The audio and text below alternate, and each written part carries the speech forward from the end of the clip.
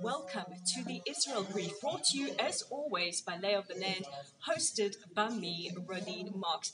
And as you can see, I'm in a room with a different view. I'm at the World WIZO's annual gathering of meeting of representatives from around the world. Now, this is the first time in 3 years that we've been able to gather from all four corners of the globe right here at headquarters in Tel Aviv. Now, before we get on with the conference, I just wanted to bring you your news update from Israel.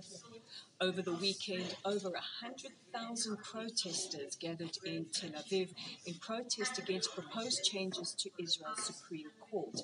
Now, the protesters were chanting chants of "This is against the DNA of Israel" and expressing their concerns with a proposed overhaul of the Supreme Court by Israel's new coalition government. Yesterday, President Herzog met with members of the coalition. He says he understands the concerns of many in the country, and while he is going to try and speak to them, he cannot promise results. Meanwhile, Prime Minister Netanyahu has dismissed the protesters, saying the biggest protest were the elections in November. Now, of course, last week we brought you news that state attorneys, that attorney generals dating back as far as 1975 have expressed their concerns with proposed changes to the Supreme Court, and Supreme Court President Esther Hayut also issued a very, very strong statement warning against possible changes. Today we say a hearty Mazal Tov to Herzi Halevi. He assumes his new role as the IDF Chief of Staff, and it's not an easy portfolio that he inherits.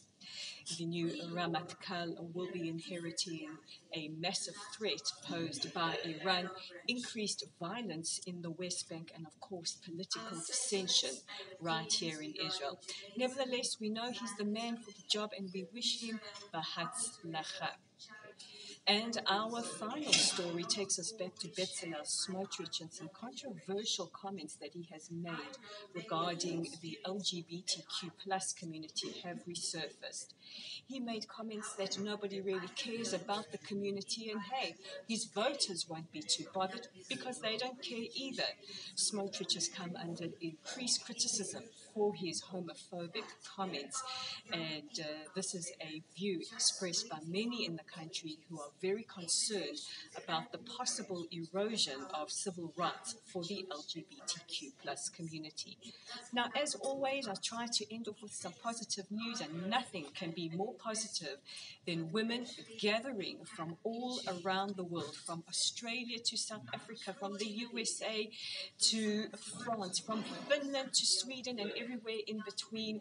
Women from around the world have gathered here in Tel Aviv at World WIZO headquarters to celebrate our history that is over 100 years old, but also to get on with the important work of what we do best, looking after the people of the state of Israel.